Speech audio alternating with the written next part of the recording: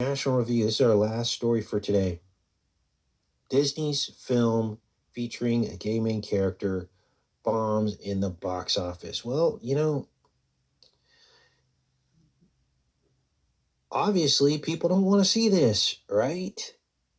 It's one thing for people to be tolerant, but when you bring your children to something and, you know, this goes to show exactly how many people are actually into this. Because if you don't want to take your children to go see a main themed thing, then that means that they're exposing themselves as pushing an agenda that is not natural, right?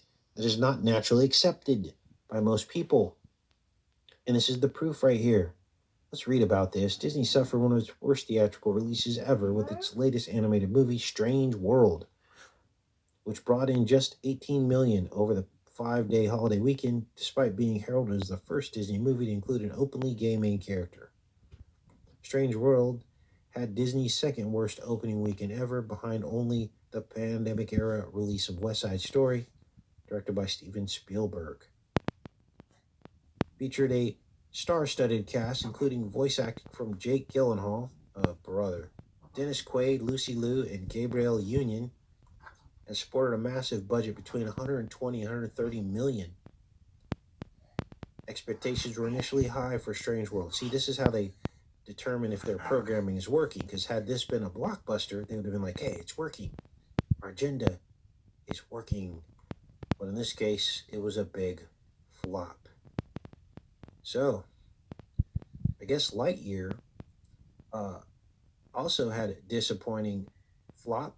And it also had themes of gay characters in Lightyear as well. Now, I didn't decode either of these, and I probably won't. But needless to say, I'm sure there's lots and lots of symbolism. Let's see what the comments say down here. I guess I'm really old for saying that movies and music were awesome from the 70s to 90s, so original and entertaining. Countless memorable moments and lines to recite.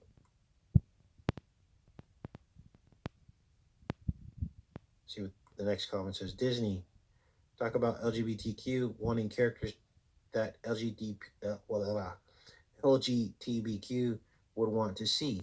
Conversely, those who aren't LGBTQ don't want to see those characters. So why would I go see something Disney is specifically targeting for others? Well, it's because it's programming, right? It's programming. But obviously it's not working. And this gives me hope. This gives me hope.